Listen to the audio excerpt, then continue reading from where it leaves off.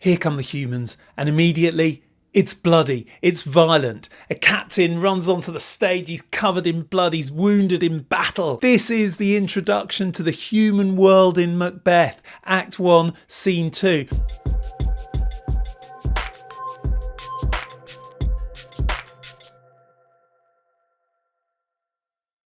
So almost immediately there's a rebellion going on in the play Macbeth. It's led by a Scottish nobleman, MacDonald. He's got the Highlanders and the Islanders behind him. He's also got the King of Norway supporting him. So there are these sort of stirrings of civil unrest.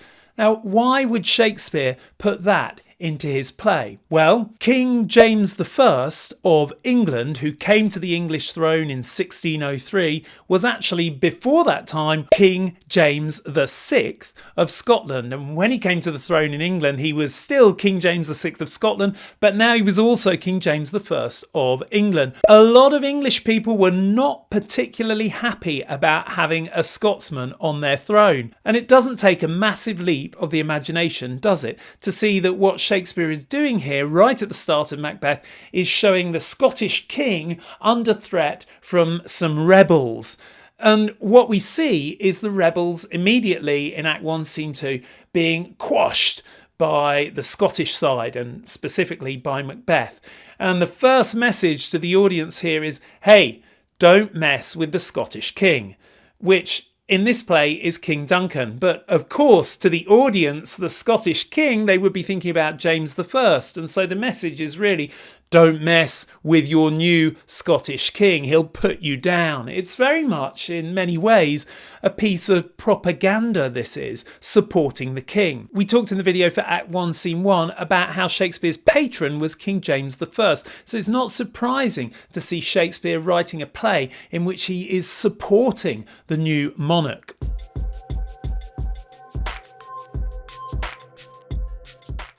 The other thing that's going on that's quite propagandistic is this portrayal of Scotland as a noble place, really for the English audience watching this play and its performance, its initial performance in 1606. This is saying, hey, look at these Scots, they're noble guys. And we can see the nobility in the likes of Duncan, his son Malcolm, in Macbeth, in Banquo, in the way they're talked about on the battlefield. So we're really on the side of the Scottish king and the Scottish nobility. How does Shakespeare put us on their side?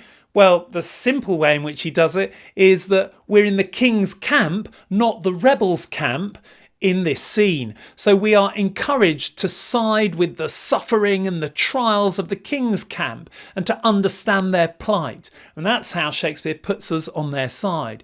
But also, there's plenty of language used to paint them in a very favourable light. So the captain who comes running in bleeding, he's described as good, hardy and brave, and also as a friend by Malcolm, who's the son of the king. And the king himself describes that captain as valiant and worthy. So lots of praise for the soldiers of Scotland who are fighting. Notice how these powerful characters praise violence if it is carried out in the name of protecting king and country. That's something we'll return to. Violence is not something to be shied away from if you're good. Violence is something to be embraced. Violence is a sign of strength in this world. The rebel MacDonald, he is described in much less flattering terms. He's called merciless, damned, a slave. So he really gets a bad press. The rebels get a bad press. Don't be a rebel is the message here from Shakespeare.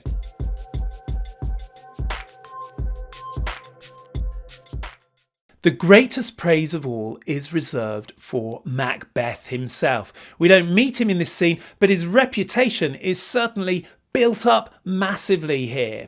The captain describes him as brave, and then there's this elaborate simile describing he and Banquo as if they were eagles fighting against sparrows or lions against hares. So they're portrayed as these dominant predators. Macbeth, he's the hero of the hour. We hear from the captain how he defeats the rebel MacDonald, and then later on, after the captain's gone off to have his wounds treated, Ross comes rushing in and he says that Macbeth has also defeated the other traitor, the Thane of Cawdor, and won the battle for Scotland. It's a comprehensive display of soldierly might by Macbeth, and the whole scene ends with Duncan, King Duncan, saying "Noble Macbeth" in the final line of the scene. And that's his ultimate judgment on Macbeth. He's noble, he's a good guy, he's done the right thing. So by the time we're ready to meet Macbeth, we are just dying to meet this noble and great hero. That is, of course, unless we've really been paying attention. Let's rewind that scene again. Let's listen to some of the other things that the captain and Ross say while they're busy praising Macbeth.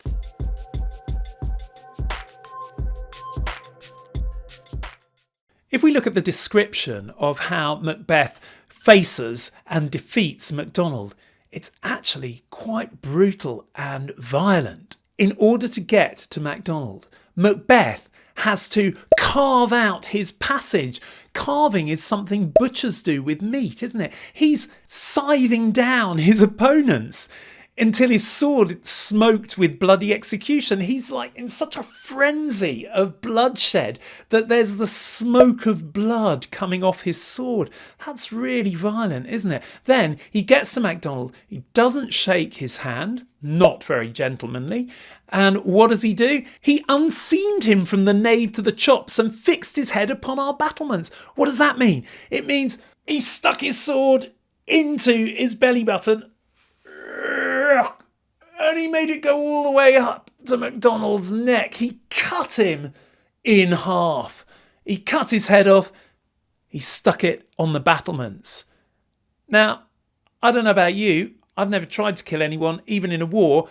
But I reckon that sticking the knife in, or the sword, at the belly button and going up to the jaw, that's kind of too much, isn't it? I mean, really, that is pretty brutal. It makes it sound like Macbeth is this real butcher who loves cutting things open. In fact, later in the play, he will be described as a butcher right at the end of the play. So there's something a bit disturbing about him. There's also some pretty disturbing religious imagery connected to him. In fact, connected to him and Banquo. The captain says it was as if he and Banquo wanted to memorise another Golgotha. What's Golgotha, you might answer? Golgotha is the alternative name for Calvary. It's the place where Jesus was crucified. So the captain kind of says in passing and very quickly, it's as if they wanted to create another scene where Jesus died, where there was so much blood it was like Jesus dying. Now, that Jacobean audience is a Christian audience, deeply Christian. They'd know the story of Jesus. They'd have heard of Golgotha. And they might think, the sensitive and the religious ones among them might think, oh, that's not very Christian behaviour. But it's kind of rushed over because at that point, the captain's wounds start hurting him so much and they rush off and off he goes and then on comes Ross. So there's no time for you to sit and think about that image. But then when Ross comes in, he describes Macbeth, again while he's praising him, as Bellona's bridegroom in this metaphor where he's saying he was Bellona's husband. Now, Bellona was the wife of Mars. Mars is the Roman god of war. Now, you might think that's quite flattering if you're a soldier to be compared to the Roman god of war. And it is. But at the same time, this is a pagan god. Mars belongs to the pagan times, and this is a Christian audience. To the Christians, there's one god, and it's not the god Mars. And the reference to pagan gods, these classical gods, is a reference that connects Macbeth with heathens, with pagans, with non-Christians. So again, there's this religiously, not quite as disturbing as the first image, but this religiously slightly dissonant image there, which for sensitive or religious audience members might make you think, oh, hang on a minute, he's not a very Christian guy. But again, Ross rushes through it because Ross is keen to point out that Macbeth wins the victory and it's all, oh, happy day, oh, noble Macbeth. So by the time we get to the end of the scene, he's really been built up into this great hero Although there have just been these little intimations that he might not be quite as wonderful as he's painted to be. And then, of course, there's the fact that the Thane of Cawdor, who was the other rebel who Ross comes in to talk about, who Macbeth has just defeated, he's going to be put to death. And Macbeth is going to get his title. King Duncan says, let's give the title of Thane of Cawdor to Macbeth. That's nice, he gets the title. But again, if you're a literary type, you might be thinking, oof, he's getting the title of a traitor who's been put to death. That could foreshadow something bad, right? It could foreshadow the fact that maybe he's going to put on the robes, an image that comes later in the play, of someone who turned out to be corrupt. And so there's this kind of literary device that we might also think, not sure if everything's going to go so well for Macbeth. But you'd have to be a pretty subtle thinker, a pretty subtle literary analyst to catch all these slightly off-key references that are going on. All the time the action is rushing forward and there's so much praise for Macbeth. But if you have caught on to that slightly more disturbing stuff coming through, then you might find that final line, noble Macbeth, to have a hint of dramatic irony. Just this hint of a feeling that I know something that you don't know, King Duncan. So when you call him noble, I'm not quite so sure. So there's just that hint of that going on here at the end of Act 1, Scene 2. I just love the way Shakespeare sets all of this up. He's such a master dramatist. He hasn't even introduced us to Macbeth yet, but we've heard so much about him that his reputation really does precede him. And that's wonderful because it means that the audience has to disentangle what everyone is saying about him from what they actually think of him when they meet him. It's a masterly dramatic way of showing us very viscerally how a reputation can influence the way we feel about someone. In conclusion, this is a violent world of human brutality in which the most brutal and violent of all can win high praise and even honours from their king if they defend him from rebels. And in that way, Macbeth is set up as this great protecting hero who gains the highest honours, even though there are suggestions that it's going to be more complex than that. Or, as the Witchers have already put it back in Act 1, Scene 1, fair could be foul, and foul could be fair. What appears to be good on the outside might be corrupt within. But for now, it's all brave Macbeth disdaining fortune. Actually, that's one of my favourite phrases of the scene, disdaining fortune. It means not paying any attention to fate or destiny. But we've already met the figures of fate back in Act 1, Scene 1, haven't we? We know that there are these figures hovering in the background who can control things. So while Macbeth is on the battlefield, temporarily disdaining fortune, we ask ourselves, how long can that last? How long can he put off his destiny, pay no attention to his fate? Those witches are waiting in the wings. They're waiting to get their hands on him. And what will happen when they and we meet him? Well, that's what we'll find out in Act 1, Scene 3.